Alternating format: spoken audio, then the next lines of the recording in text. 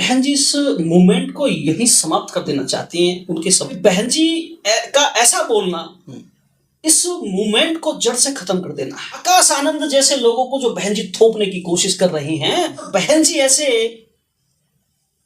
बयान दे रही हैं जिससे बहुजन मूवमेंट को नुकसान पहुंच सकता है कि बॉडी पर जो कपड़ा जिसे हम कफन कहते हैं, वो भी समाज ने इकट्ठे पैसे कर उनके पर निर्माण को गति देने का काम किया है। माननीय काशीराम की बात करते हैं, उन्होंने भी तो एक पार्टी बनाई है बीएसपी, तो वो उसने तो अपने एक बार नहीं 4 बार मुख्यमंत्री बना दिए, मगर वो सेंटर में कभी नहीं पहुंच पाई। बल्कि राष्ट्रीय पार्टी तो बन गई, आज की डेट में वो राष्ट्रीय जो स्थल है उसका खत्म होने वाला है। क्या लग रहा है, कहाँ खड़ी है इस समय बीएसपी? देखिए, बीएसपी पे मैं टिप्पणी नहीं करना चाहता क्योंकि रीजन उसका है। हम बहन जी को अपना आदर्श, अपना नेता मानते हैं, लेकिन फिलहाल पार्टी में जो चीजें हो रही हैं वो बहुत दुख पहुंचाने वाली है। वो समाज के जो लोग हैं जिन्होंने पार्टी को अपने खून पसीने से सींचा है, बहुत सारे लोग तबाह हो गए, बर्बाद हो गए, और पूरा जीवन बसपा को देने के बाद भी उन्हें कुछ नहीं मिला। गुमनामी की जिंदगी में वो अपनी दुनिया छोड़ गई। आज उनके बच्चे दर बदर की ठोकरें खा रहे हैं। ये बात हम भी जानते हैं। हमने एक रैली निकाली थी और लखनऊ से इधर आपका सारनाथ की तरफ, तो हम कुछ लोगों से मिले थे जो बहुत बूढ़े हो चुके हैं। उन्होंने यही कहा कि हमने अपना जीवन तो दिया, मगर हमें उससे कोई ऐसा लाभ नहीं मिला कि हमारे जो बच्चे हैं वो सुखी हो जाएं। मगर जो पैसे वाले लोग हैं वो कहीं ना कहीं टिकट ले लेते हैं और अपना सांसद बन जाते हैं, एमएलए बन जाते हैं, उनके मजे हैं और हमारा कुछ भी नहीं है। ये सब सुनने को मिलता है। मैं ऐसे लोगों से मिला हूं जो बसपा के लिए BS4 के समय से काम कर रहे थे। हाँ, और उन्होंने पूरा तन मन धन, यहाँ तक कि कई लोग ऐसे भी जिन्होंने अपनी जमीन बेचकर बसपा के लिए लगाई। बच्चे नहीं पढ़ा पाए, बच्चों की शादी नहीं कर पाए, और जब लास्ट में उनकी मृत्यु हुई तो बरसात में घरों की छत टूट गई, गिर गई। यहाँ तक स्थिति रही है कुछ कार्यकर्ताओं की कि उनकी बॉडी पर जो कपड़ा जिसे हम कफन कहते हैं, वो भी समाज ने इकट्ठे पैसे कर उनके पर निर्माण को गति देने का काम किया है। बसपा हमारा इमोशन रही है, लेकिन बसपा ने आज जो जिस तरीके से साहब के जाने के बाद से जो स्थितियां पैदा की हैं, वो दिल तोड़ने वाली है। अभी मेरठ प्रकरण में जिस तरीके से बहन जी का बयान आता है, वो और ज्यादा निराशाजनक है। आपको मैं एक जानकारी देना चाहूं, मैं दर्शकों से बताना चाहता हूं जो शायद मेरी इस बात पर थोड़े से उग्र हो जाए और गलत टिप्पणियां करने लगे। जो बहन जी ये कह रही हैं कि कुछ लोग पीड़ित के न्याय दिलाने के नाम पर रोड पर आकर अराजकता करते हैं, रोड जाम करते हैं, और फिर लाठियां बजती हैं तो मगरमच्छ जैसे आंसू आते हैं। शायद बहन जी इस मूवमेंट को यहीं समाप्त कर देना चाहती हैं। उनके शब्दों से ऐसा महसूस होता है। रीजन क्या है कि बहन जी का ऐसा बोलना इस मूवमेंट को जड़ से खत्म कर देना है, क्योंकि इस मूवमेंट की शुरुआत ही रोड से होती है। इस मूवमेंट की शुरुआत ही प्रतिरोध से होती है। इस मूवमेंट की शुरुआत प्रतिशोध से होती है। अगर प्रतिशोध नहीं है, अगर संघर्ष नहीं करना जानता है नेता, तो ये मूवमेंट नहीं। आकाश आनंद जैसे लोगों को जो बहन जी थोपने की कोशिश कर रही हैं, अगर ऐसा ही है कि नेता के पेट से निकला व्यक्ति ही नेता होगा, परिवार से निकला ही, तो बाबा साहब के परिवार के लोगों को परिवार ने क्यों नहीं, भारत देश के समाज ने स्वीकार क्यों नहीं किया? जब बाबा साहब के परिवार को बहुजन समाज ने स्वीकार नहीं किया और बहन जी ऐसे बयान दे रही हैं जिससे बहुजन मूवमेंट को नुकसान पहुंच सकता है, वो क्या साबित करना चाहते हैं कि अपने भतीजे को समाज पर थोप देंगे और समाज स्वीकार कर लेगा? अगर आकाश को स्वीकार करेगा तो फिर बाबा साहब के पोते परपोतों को स्वीकार क्यों नहीं करेगा? क्यों नहीं करेगा? उसका रीजन है। उसका रीजन ये है कि डॉक्टर अंबेडकर के नाम पर कोई आएगा कि मैं बाबा साहब का पोता हूं और मैं तुम्हारा लीडर बनूंगा, तो समाज बिल्कुल स्वीकार नहीं करता। और अगर कोई काशीराम आएगा रोड पर लड़ाई लड़ता हुआ, और जब वो ये कहेगा कि चुप क्यों खड़ा है, इसने मारा है तो दूसरा मार, उसे समाज अपना नेता मानेगा। ये संघर्ष, ये बहुजन मूवमेंट एयर कंडीशनर में कमरे में बैठकर आदेश देने वाला नहीं है। ये बहुजन मूवमेंट खुद रोड पर उतरकर उसकी अगुवाई करने वाला, पीठ पर लठ खाने वाला संघर्ष है। और बहन जी के बयान आते हैं कि लोग रोड पर उतरकर अराजकता करते हैं, ये कितना बचकाना हो सकता है। मैं कहता हूं अगर बहन जी को इस पूरे मेरठ प्रकरण पर कोई बयान देना था तो राजनीतिक बयान ही दे देते, जिससे उनकी पार्टी को कुछ लाभ मिल जाता। मेरे जैसे लोग जो 27 में कुछ अच्छी हवा चलने की उम्मीद कर रहे थे बसपा के पक्ष में, आज निराश हो गए उस बयान से। कहीं ना कहीं वोट बैंक घटेगा, टूटेगा, 100% टूटेगा।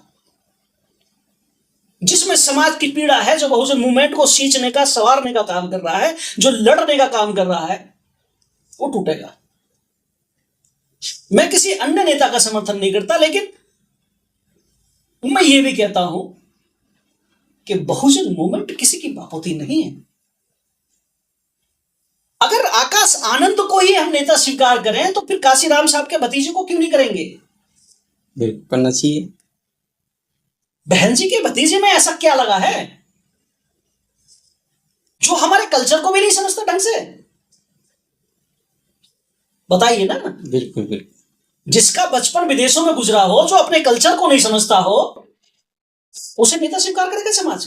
एक चीज, ये चीज पता है समझ नहीं आ रही है कि जैसे कोई आंदोलन होता है तो उसमें पहले तो कोई नहीं आता, कोई बड़ा लीडर नहीं आता जी। और जब वो हाईलाइट ही सबसे ज्यादा हो जाता है तब वो क्यों कूद पड़ते हैं? या तो आप पहले आओ या फिर आप आओ मत, चाहे वो चंद्रशेखर हो चाहे वो बहन जी हो।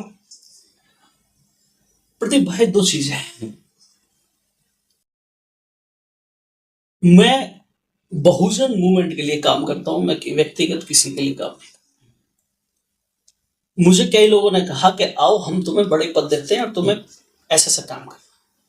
मैंने उन लोगों से स्पष्ट कहा, मैं किसी के लिए काम नहीं कर सकता, मैं विचारधारा के लिए काम करने आया। और अगर कोई मुझसे ये उम्मीद कर रहा है कि मैं उसके लिए व्यक्तिगत काम करूं और उसके लिए उसकी जी हजूरी करूं और उसके लिए अंधभक्त बन जाऊं, तो ये मेरे बस का नहीं है। इससे बेहतर है कि बेशक मैं अकेला रहूं या अपने संगठन को चलाता रहूं, क्योंकि मैं रोड पर तो उतरूंगा, कम से कम लोग तो देखेंगे कि हाँ हम मैं रोड पर उतरूंगा। मुझे पता है कि सामने वाले के साथ अत्याचार हुआ है, नेता क्यों नहीं आएगा? रीजन उसका ये है कि वो ये हिसाब लगाएगा कि मेरी वोट प्रभावित हो सकती है, मुझे तो वोट ही चाहिए। खेल जो है वोट बैंक का है। नेता जो नपुंसक होता है वो वोट की वजह से होता है। वोट नेता की नपुंसकता का सबसे बड़ा कारण है वोट बैंक। अगर वो निर्भीक और निष्पक्ष होकर मिशन मूवमेंट के लिए काम करना शुरू कर दे और ये हिसाब लगाना छोड़ दे कि कौन आएगा कौन जाएगा, मैं गारंटी के साथ कहता हूं मुश्किल से 10 साल के अंदर केंद्र में सरकार बना सकता है। मैं लिख के दे सकता हूं प्रदीप भाई, केंद्र सरकार में अपने आदमी को प्रधानमंत्री बनाना, यानी कि बहुजनों की सरकार बनना केंद्र सरकार में बहुत ज्यादा बड़ी बात नहीं है। सरकार बनाना उतना इजी है जितना हलवा। चुड़िया बैठा नहीं होती है, गठजोड़ करने होते हैं। राजनीतिक का मतलब है वो चीज जो सामने वाले को भी लाभ हो और जो तुमको भी लाभ हो, वो तो राजनीति है। और जिससे ना तो तुम्हें लाभ हो रहा है ना समाज को लाभ हो रहा है, वो कुछ नहीं है। तो अगर तुम्हें राजनीति ही करनी है तो सरकार बनाना बहुत बड़ी बात नहीं है। केंद्र सरकार में हो सकता है कि कांग्रेस तुम्हारे पीछे आगे खड़ी हो जाए, आपको कांग्रेस के आगे पीछे जाने की आवश्यकता ही नहीं। जब यूपी के अंदर सरकार बनी है तो बीजेपी ने सबसे पहले समर्थन दिया कि आप सरकार बनाओ, जो 6 महीने चली थी। मैं वही कह रहा हूं, हो सकता है जो बड़ी पार्टियां अपने आप में मुंह ताने बैठी है कि हम किंग मेकर हैं, वो मजबूर हो जाए तुम्हारे पीछे खड़ा होने के लिए, और तुम जो मंत्रालय उन्हें दोगे वो स्वीकार करेंगे। स्वीकार करें।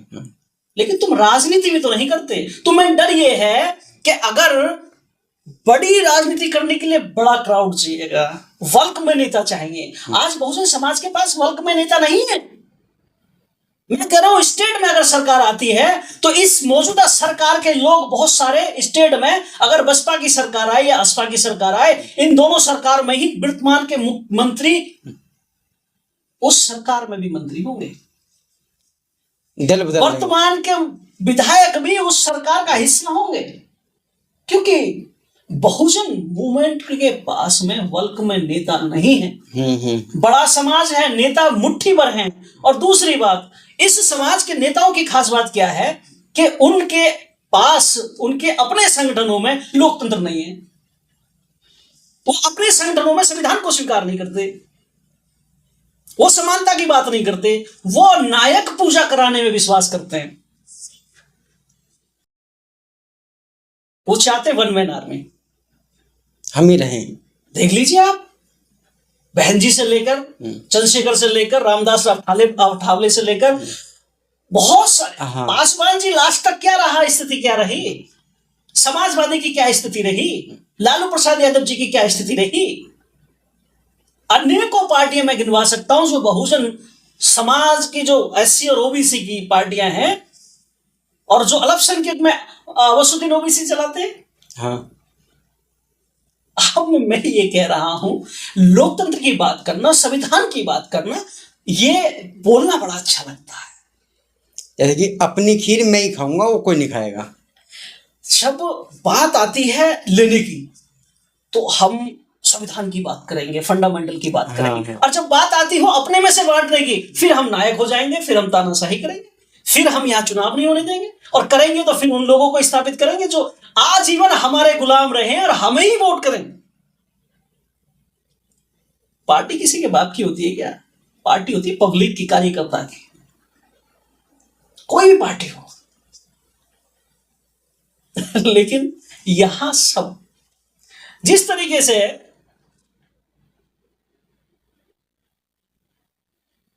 खरगोश अपने गुस्से में मर जाता है, हाँ, इसी तरह से बहुजन मूवमेंट को कोई और नुकसान नहीं पहुंचा रहा है। उदित राज जैसे लोग, रामदास अठावले जैसे लोग, रामविलास पासवान जैसे लोग, इवन जो मैंने मेरिट वाले प्रकरण पे बयान जो वाली बात कही, ये सब लोग नुकसान ही तो पहुंचा रहे हैं। वो चाहते ही नहीं कि नई लीडर पैदा हो, वो चाहते नहीं। प्रदीप आज इंटरव्यू कर रहे हैं तो इस इंटरव्यू से निकलने के बाद विधायक भी बने, वो नहीं चाहते बिल्कुल।